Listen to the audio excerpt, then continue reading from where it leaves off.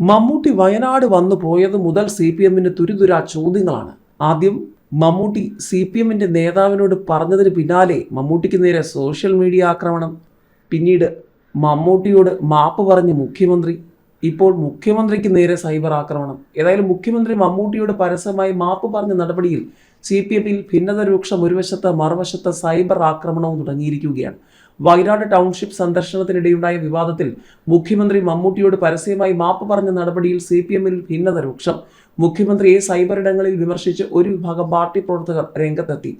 പരസ്യമായി മാപ്പ് പറഞ്ഞതിലാണ് അമർഷം രേഖപ്പെടുത്തുന്നത്. മുഖ്യമന്ത്രിയെയും മമ്മൂട്ടിയും പിന്തുണച്ചും ഒരു വിഭാഗം രംഗത്തെത്തുന്നുണ്ട്. കഴിഞ്ഞ ദിവസമാണ് മുഖ്യമന്ത്രി മമ്മൂട്ടിയോട് മാപ്പ് പറഞ്ഞത്. മമ്മൂട്ടിയോട് പരസ്യമായി ക്ഷമ ചോദിക്കുകയാണെന്നും മഹാനടനെ മനസ്സിലാക്കണമായിരുന്നുവെന്നും മുഖ്യമന്ത്രി പിണറായി വിജയൻ പറഞ്ഞു.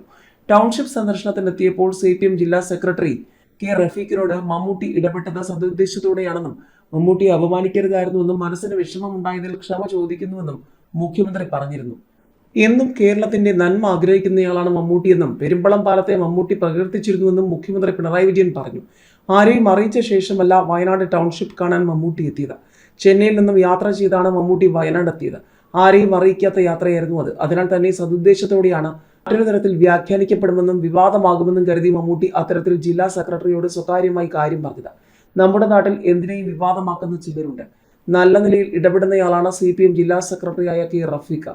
മമ്മൂട്ടി സ്വകാര്യമായി പറഞ്ഞ കാര്യം ക്യാമറ വസ്ത്രത്തിൽ വെച്ച് നടക്കുന്നവർ വിവാദമാക്കിയെന്നും മുഖ്യമന്ത്രി പറഞ്ഞു. പക്ഷേ മുഖ്യമന്ത്രിക്ക് നേരെ സോഷ്യൽ മീഡിയയിലെ ചോദ്യങ്ങൾ അവസാനിക്കുന്നേയില്ല.